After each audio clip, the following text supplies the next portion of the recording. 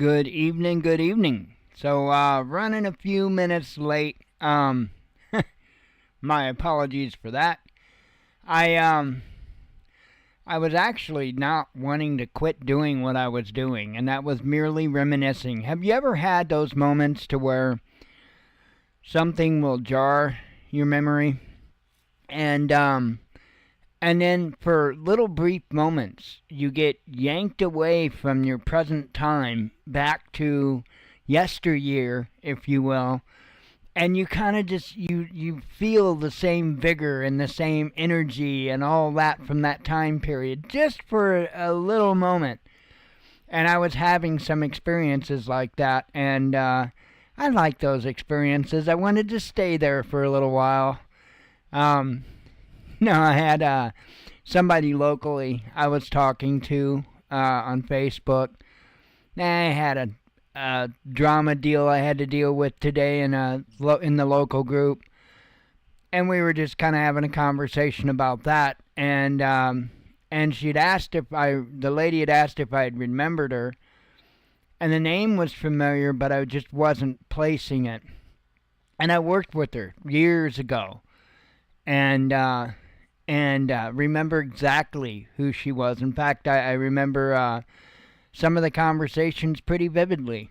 And I have a really weird kind of memory. I don't want to call it a photographic memory because it's not quite like that, but it's very similar to that. It's not that I remember everything to that level, which is that's what I call a photographic memory. Somebody that remembers everything all the time like that. Mine's not always. It's not every time. It's not always. Sometimes I have a choice in what's remembered. Other times I don't. So there are some things that you can ask me about that I absolutely can't remember a damn thing about. And other things I'll remember so vividly, I can tell you every single word in the conversation. So anyway, I do remember a few conversations I had with her where we worked at long time ago. We're talking Hardee's, so that was a long, long, long time ago. Gosh, I was out of there before I was 20. But anyway, a long time ago. So I'm a little behind, and I'm working on getting notifications cleared out and getting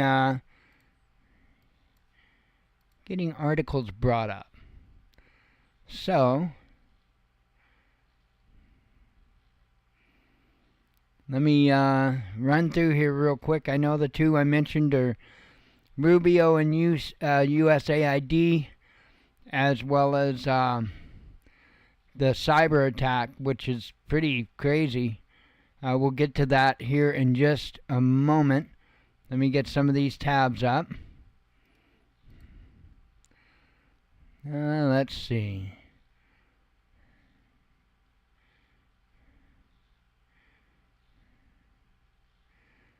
Do.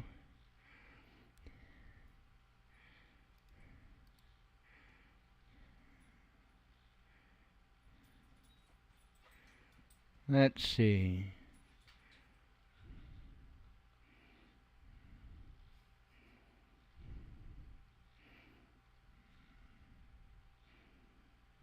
I think that was one of them. That's one of them.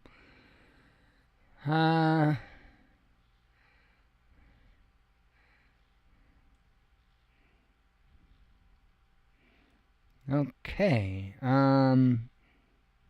Oh, that's right. I wanted to use RT's story on that.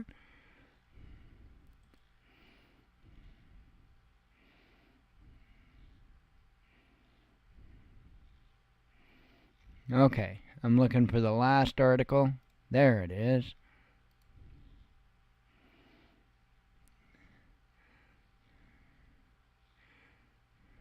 Okay, and I wanted to do this one. Okay, sorry about that.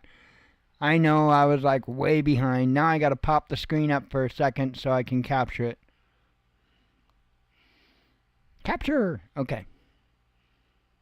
Now we are good. Good. See it, the way I have it set up is it will capture specifically the Google web page.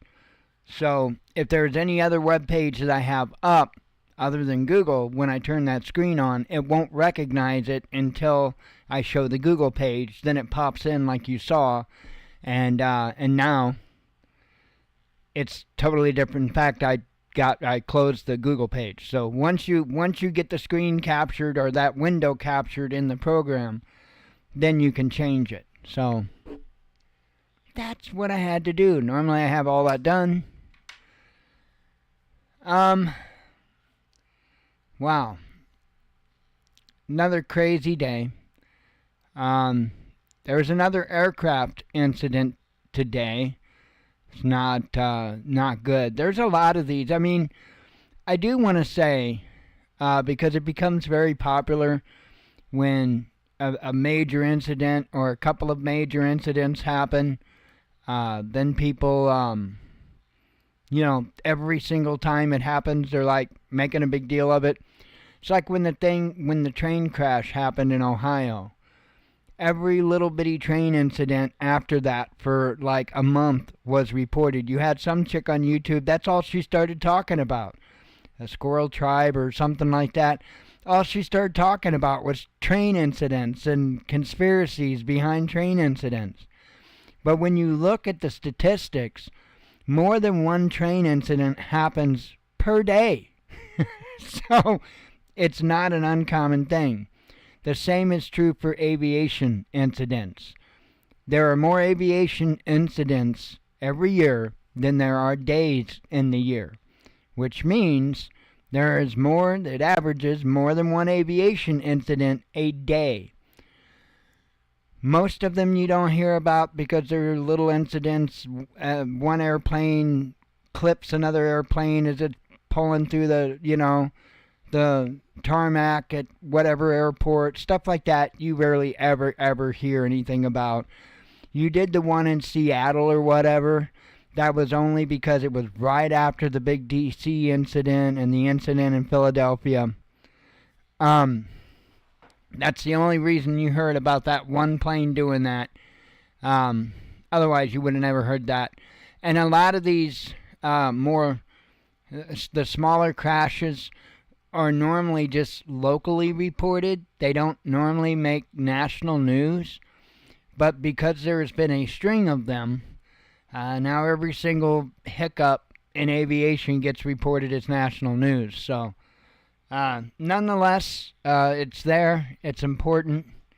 And I think it never hurts to have a few more thoughts and prayers. So, this is the incident that happened today. 3 killed in a medical helicopter crash in Mississippi. Don't know what happened. It took off from a hospital. It was in the air for 27 minutes. And I have no idea as to what could have happened. Absolutely thoughts and prayers go to the crew. I hate to say this, but fortunately, there was not a patient on board when it happened. So those that lost their lives were all crew members.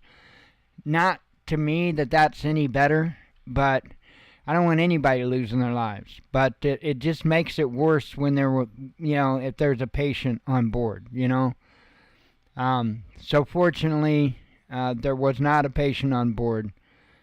So that's a good part of it, but it's sad to lose another extremely talented crew, because those individuals are talented on a level that many can't even perceive. Incredible pilots, incredible medical technicians. You have to be good in order to get a job on an air ambulance. Sorry. You have to be good. You have to be an extremely good pilot. You have to be an extremely good medical personnel. They don't, it's one place that they don't go easy on. So anyway, there was,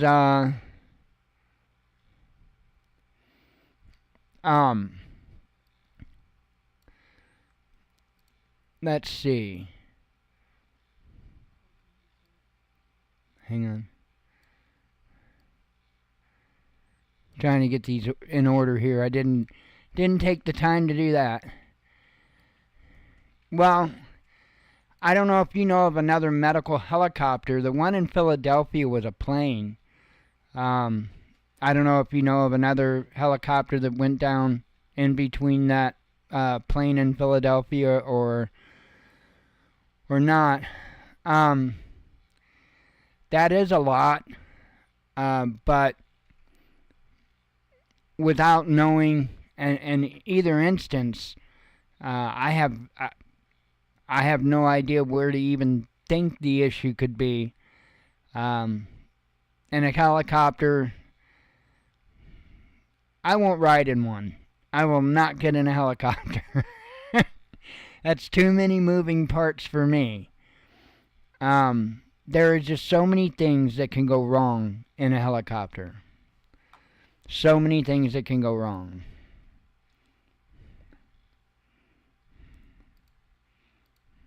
Hang on one second.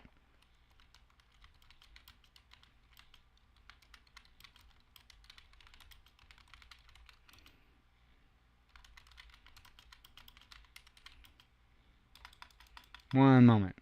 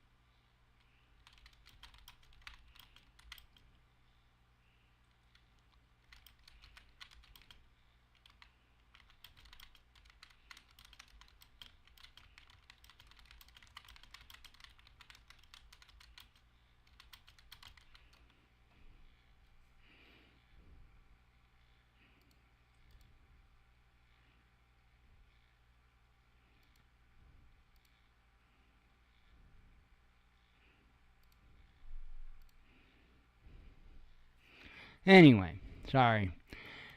This drama just goes on and on and on. Let me look back at chat.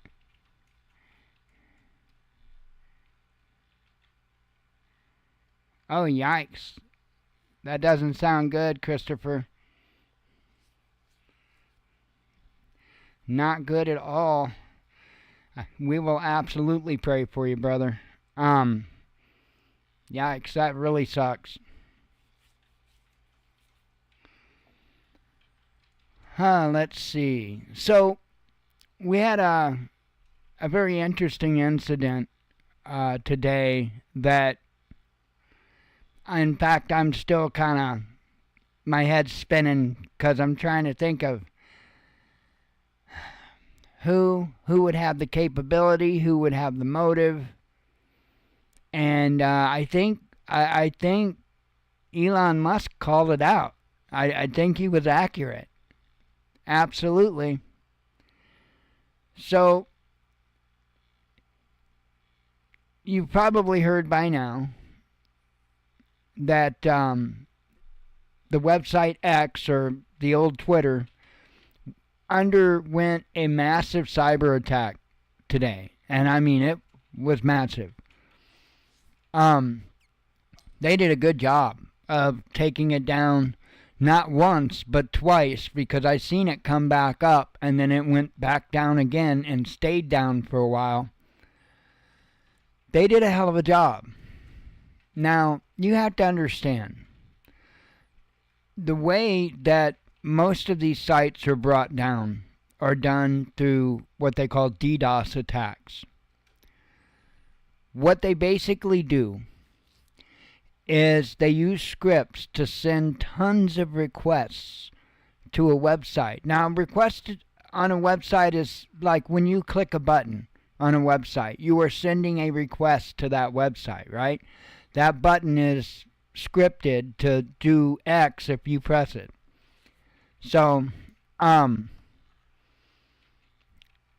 if you can overload a website with requests, then you will essentially break the website. You'll bring it down.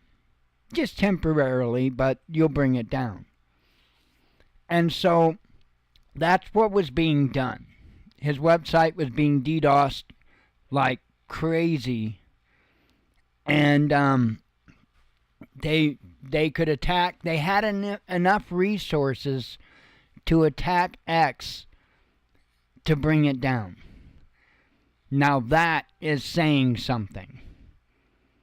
That takes more than some dude in his mom's basement on his computer with a case of Red Bull and Hot Pockets.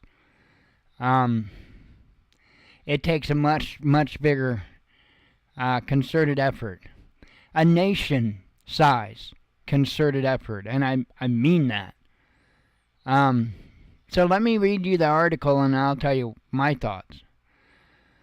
Tech tycoon and billionaire Elon Musk has said that his X social media platform came under a massive cyber attack on Monday. In a post on his personal account, he wrote that we get attacked every day, but this was done with a lot of resources, surmising that either a large coordinated group and/or country is involved. Musk also replied in the affirmative to a suggestion by an X user that they want to silence you and this platform. Down Detector, a website that monitors outages of online services, claimed that there were at least 2 waves of reports concerning X throughout Monday, with more than 60,000 users in total flagging issues. Some X users reportedly saw error message from Cloudflare, a content delivery network and cybersecurity services provider, that read web servers returning an unknown error when they tried to access the site. So what Cloudflare does is it tries to be an intermediate between somebody, you or I, and the website. Basically, what it's trying to do is do security checks on you and I to make sure that we're actual humans, that we're not just bots or scripts that are seeking that information. Again, when you press a button on a website or whatever, you're sending a request for information. And so what it does, it does its best to make sure that that request is in no way fraudulent or done, again, by a bot or a script or something like that. And in many cases, it does a great job at blocking things like DDoS attacks. But apparently, it can't stop everything. And I don't know, I honestly don't know. If I did, I'd tell you. I don't know if you have to overcome Cloudflare in order to get, because I'm not in those circles. I don't run with the hacker circles. So I don't know exactly how they managed to do it, meaning get past Cloudflare in order to bring down Twitter or X, whatever you want to call it. But they did so. Let's see. Says that in another post on X earlier in the day, Musk accused ActBlue, a major Democratic fundraising platform funded by such figures as billionaire George Soros, of staging a coordinated attack on his Tesla car company. An investigation has found 5 ActBlue-funded groups responsible for Tesla protests: Troublemakers, Disruption Project, Rise and Resist, Indivisible Project, and Democratic Socialists of America, the tech entrepreneur wrote. His claim followed a slew of protests targeting electric car dealerships in over 50 locations across the U.S. over the past few weeks. While most incidents were limited to demonstrators demanding that Musk go, several dealers suffered property damage.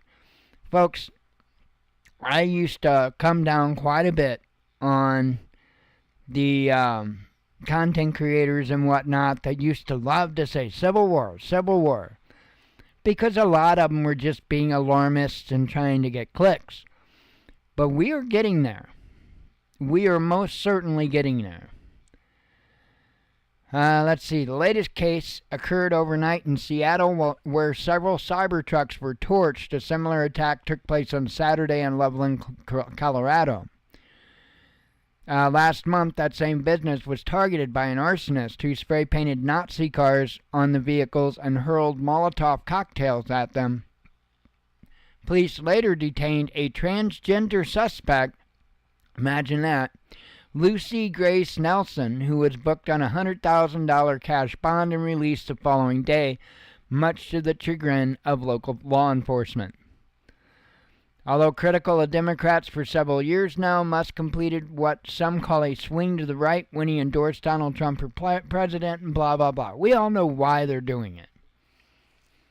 But he was asked in an interview who he thought might be behind it.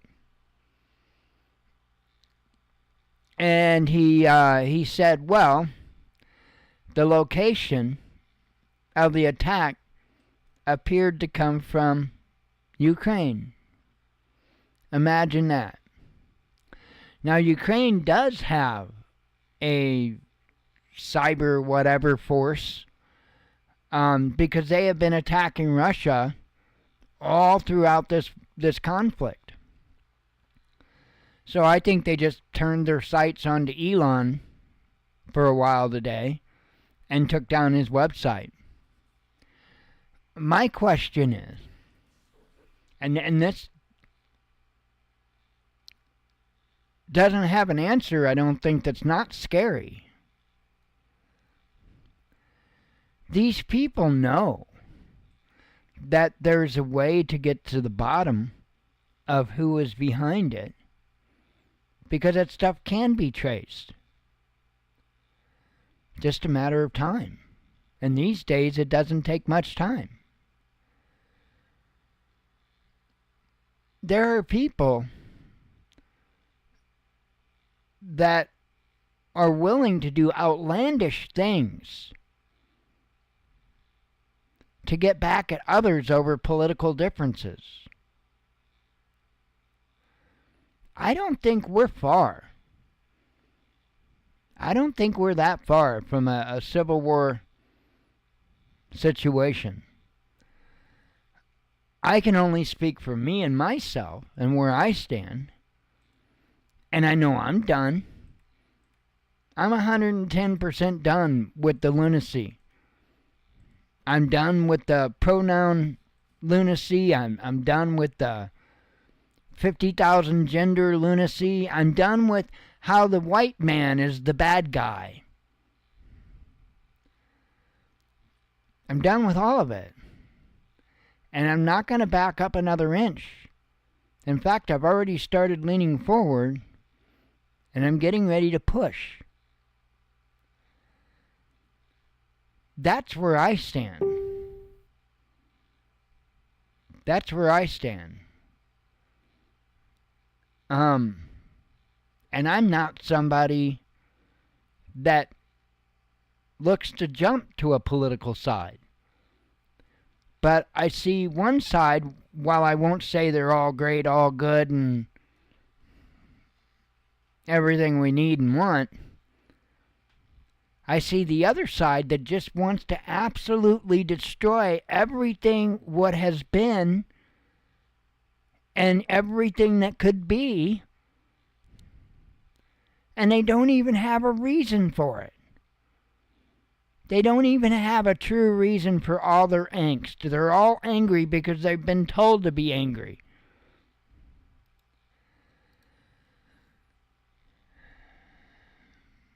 How do you deal with that? And how do you deal with individuals who will absolutely refuse any bit of true knowledge, any bit of foundation, any bit of reality?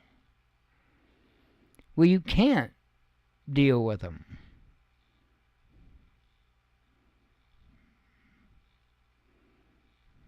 You can't. The only thing that you can do is move those individuals out of your life so that you can have peace. I feel as a nation, we're coming very close to that. And what's the result? I don't think it's going to be sitting around a campfire singing Kumbaya. Now, I don't know that a conflict would last very long, and the reason I say that is because we got a lot of weak people in our society. They think they're tough because they played tough guy on the internet for years.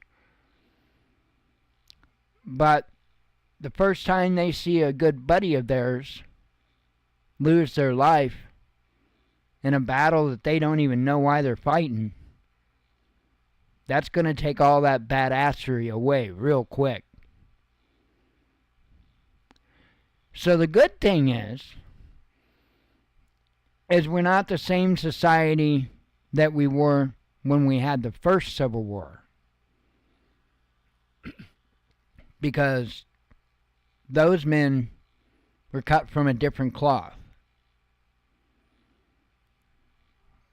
So that's the good thing. I think if there is an uprising against each other in this country, I think it'd be short-lived. I really do.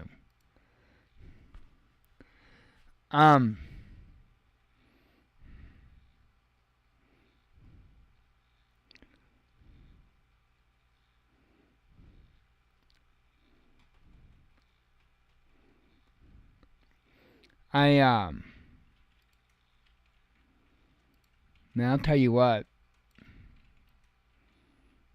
It's going to be a big wake-up call. I do think about it kind of often. It's going to be a big wake-up call. Okay. So I don't have a bunch of articles up tonight, actually. I just brought up what I thought was more important. The other big article of the day, or at least that I have in the title, not necessarily of the day, Secretary of State Rubio says purge of USAID, I need to quit saying you said, USAID programs complete with 83% of agencies' programs gone.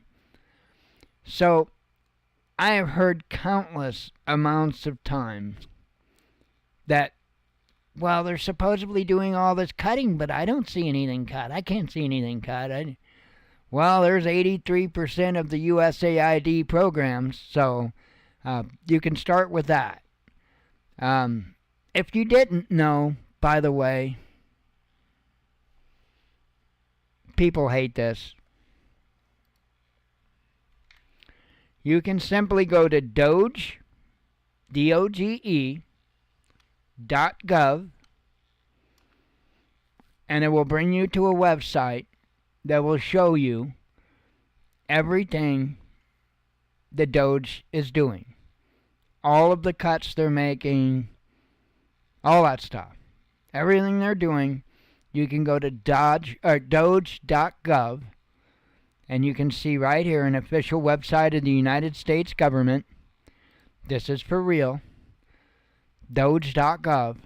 And you can keep track of everything. I couldn't tell you how many times I've heard or saw people say that, but they're not doing anything. They're not doing anything. It's like, oh yeah? So you can show people what they are doing just by having them go to Doge.gov.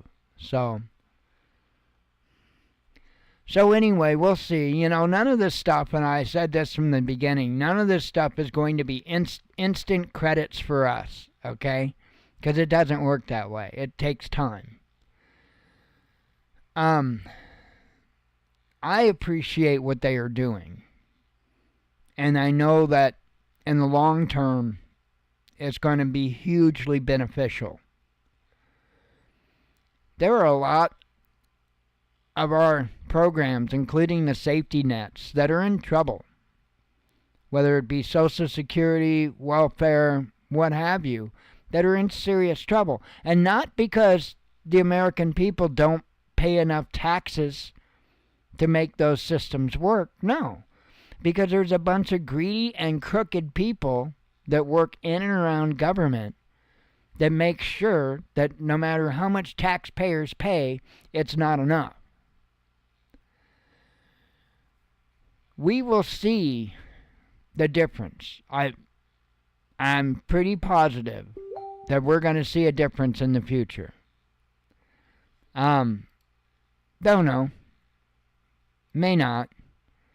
But,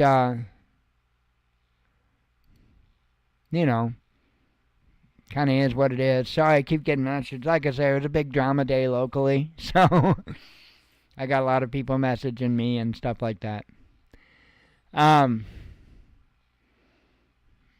Let's see. I know there was more I was going to say on that. It's just going to take time, though. These cuts that are being made and all this stuff, it's going to take time before we see it. The important part is that it's being done. I really do think that if they thoroughly go through all the different stuff, I even think people on Social Security, I think they're going to get a raise. People on Social Security get screwed. If you think about how much somebody pays in their entire life, and then look at when it is they can start collecting versus the average lifespan, which is at this point getting shorter, it's like, wait a minute, what happens to all that other money? Because you pay so much more in than you get back. And I've called it a Ponzi scheme for a long time, because that's what it looks like to me. And I think people on Social Security are going to see a raise. I think they've been getting screwed. I think a lot of people know they've been getting screwed. Man, somebody shouldn't be able to, work their entire damn life, pay into a system that's supposed to have their back when they're too old and frail to work, and then get some measly $1,200 check. I'm sorry, but nah. I think that the Social Security system needs to be arranged much differently. And I think that they should have a time span that they have to work at to getting you all of your money back that you paid in the amount of time by average that you would have to live. In other words, if you paid in, to make numbers easy, if you paid in $10,000 and you could on average live 10 years after, again, this is just throwing numbers out there, you could live 10 years after retirement, then obviously that's $1,000 per year for 10 years, right? And I know that's not nearly enough. I was trying to keep the numbers simple. I think something like that needs to be set up instead of this, okay, you're going to pay a shit ton in, and when you're ready to retire, we'll let you know what it is that you're worth at that time. And then here you go. Here's your $1,200. You try to pay your rent and buy your food and get your medication and all that other stuff. And don't forget your co-pays and all that good stuff. Man, people on Social Security get screwed hard. Really hard. And that's not cool. So anyway, I do predict you will see a raise in that. And I really hope so. Let's see.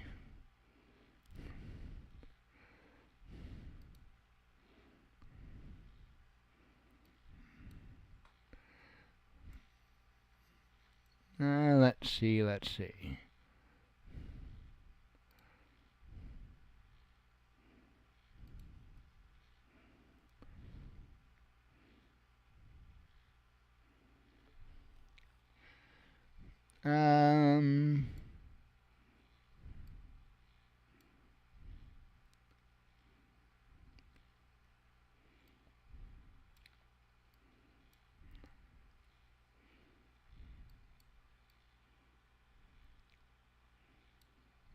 Okay.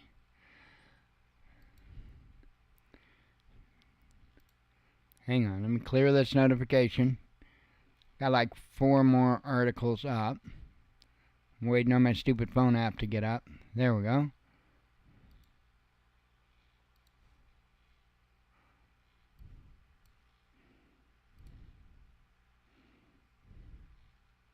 Huh. Great, now this site's going to be dumb. Okay, hers was already let in. Okay. Good deal. Alright.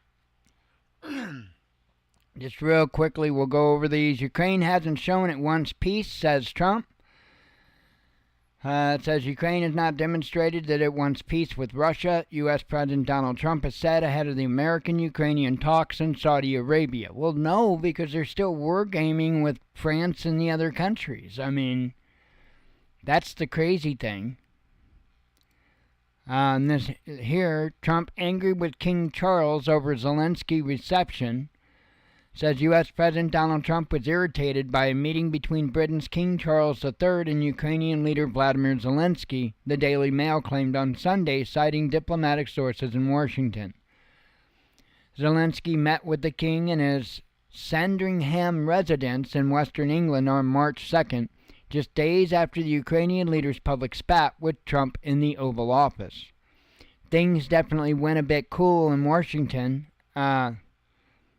After Sandringham, we told him that the king makes his own decision about who he meets, the Daily Mail quoted a well-placed source as saying, well, we shouldn't have control over that. That's something I don't get along, or don't go along with. This whole, we should control who other countries talk to and what they do. No, we need to worry about ourselves. People close to Trump reportedly conveyed to UK officials that photos of the king with Zelensky made him feel less special about Charles's invitation for a second state visit to Britain. UK officials responded by arguing that it would have been inappropriate for the government to direct the king not to meet with Zelensky, according to the Daily Mail. It's just a game that's being played. Just a game. And unfortunately, in this game, there are a lot of individuals that are losing their lives. Man,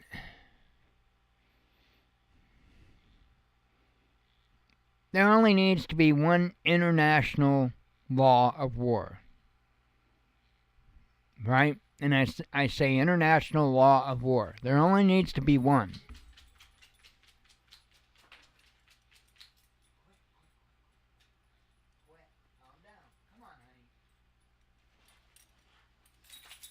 Sorry, I had to help the daughter. So, the only rule there needs to be is that any politician that wants to send members of their country to fight to the death has to first send their own children. And then if they don't have children, well, then they just got to go serve themselves. And you will see war end across the planet. Because, hang on.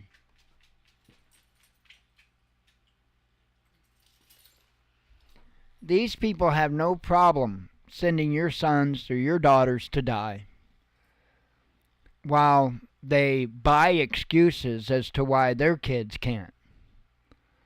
And I know when you talk about things like in Great Britain and stuff like that, oh yeah, this prince is a helicopter pilot and all this.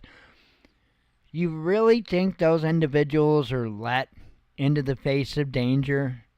Because they're not. They're kept away from the, danger. I think there have been some exceptions, but for the most part, they keep them far away from any threat. Their attendance in the military is more for appearance than it is to be helpful or useful. So, something to kind of keep in mind.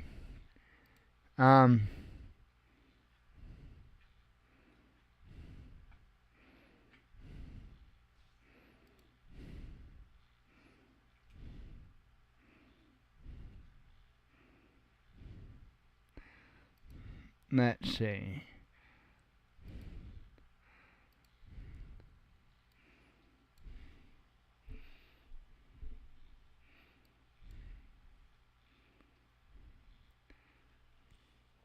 Okay.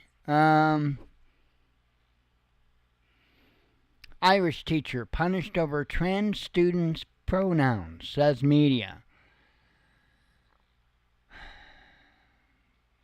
This is insane.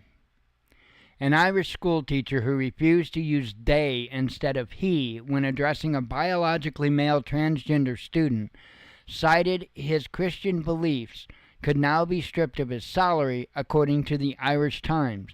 He has already spent more than 500 days in prison. Enoch Burke, formerly a teacher of history and German at Wilson's Hospital School in County Westmeath, has been at the center of a prolonged legal and ethical dispute since 2022. Burke was suspended after he opposed the school's principal's request to refer a transitioning student by a new name and pronoun they. 500 days in prison for not giving in to the woke nonsense. And that's why I was saying earlier about, where I stand personally and as far as a nation, to where I think the majority are standing. And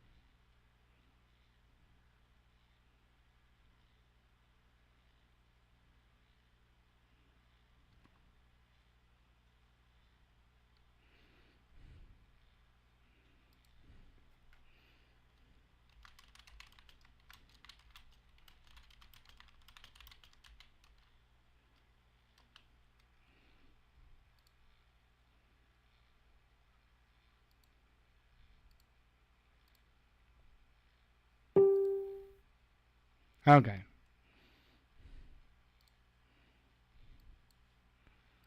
Man, I tell you what. We have some really incredible people here. We really do. But as the yin and the yang, we also have some complete dirtbags. And I was probably in that category for a fair part of my life, to be honest. But,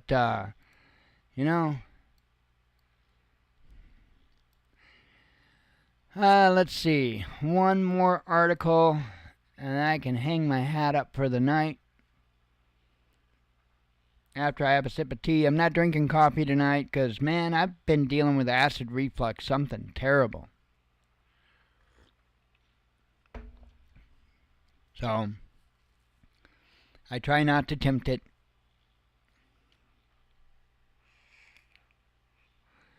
Probably need to cut some coffee for a while, I think. Let's see. U.S. officials warn Kiev against maximalist demands, says Reuters. A Ukrainian demand for the return of land is now part of Russia would be taken by U.S. President Donald Trump's team as proof of Kiev's unwillingness to pursue peace, insider sources have told Reuters. Two U.S. officials, speaking on condition of anonymity, have reportedly outlined Washington's expectations ahead of high-level talks with a Ukrainian delegation set to convene in Saudi Arabia on Tuesday. You can't say I want peace and I refuse to compromise on anything, remarked one source. The other stressed Trump's desire for a realistic peace, stating, if they, Ukrainians, are only interested in 2014 or 2022 borders, that tells you something. So, I want to throw one other thing in here. All this is all fine and dandy, but I'm always interested more in what happens behind closed doors instead of what happens in the open. And I've been thinking about this. I think there are several instances throughout history to where there were deals made between nations behind closed doors to kind of turn their head when one nation would get invaded or attacked or what have you. And I have often thought that, sometimes when you see countries fall, it's because deals were made. Syria, Bashar al-Assad. I think there were deals made, right? I think there were deals made for that. And that's why nobody joined to help stop what was going on. They just let him be ousted.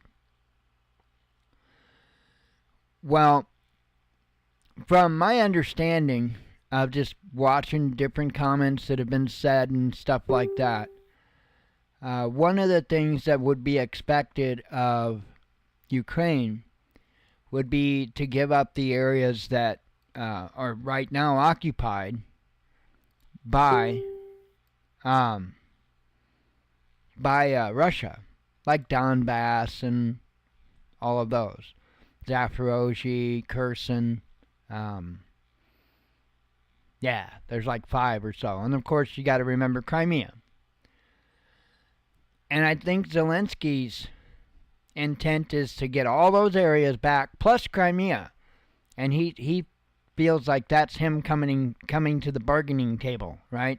Not giving up anything. But it makes me wonder. We see a lot here very recently about Iran in the news.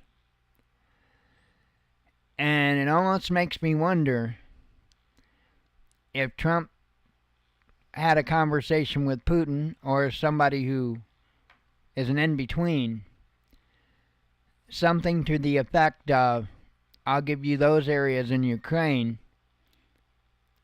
if you let us get Iran. I know that they have just started doing some joint drills, Iran, Russia, China, but that doesn't mean anything. That's what you see. That's what they want you to see. I would be watching very closely at what happens to those situations. If the U.S. and Israel just go in and mop up Iran like it never happened, without any pushback, especially from Russia, there was a deal made. So that's what I would keep my eye on. I don't know. It's unshaky territory on a lot of these issues, whether it be the civil issues here in town or whatever it may be. I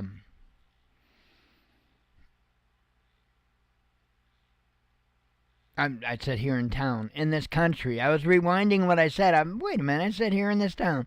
The local issues.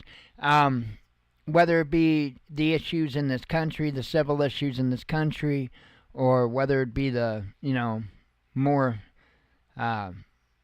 global issues, Ukraine, Israel, all of that. Keep a close eye on it, because there is so much instability in all of those things that any one of them could turn to a dumpster fire in a heartbeat. So I would keep a close eye on all of it, the best you can. Don't worry. I've never said not to prep. I will always say don't prep out of fear, and just do what you can. Get as much as you can. Get the as best as you can, as far as the quality and amount and all. Just do what you can. And don't look back. Doesn't matter how big or how small. You may only need X amount of days to get by. You'll never know if you don't start. So I highly encourage people to keep putting back food and supplies. Keep learning. That is utmost importance. Keep learning. And we'll see what happens. I guess we're just here for the ride, To some level, we're just here for the ride. So anyway, I'm going to get out of here. And God willing, I'll be back tomorrow night. A little bit more on time. Maybe a little bit more prepared. And we'll talk to you then. So I hope you all have a good night. As always, shalom.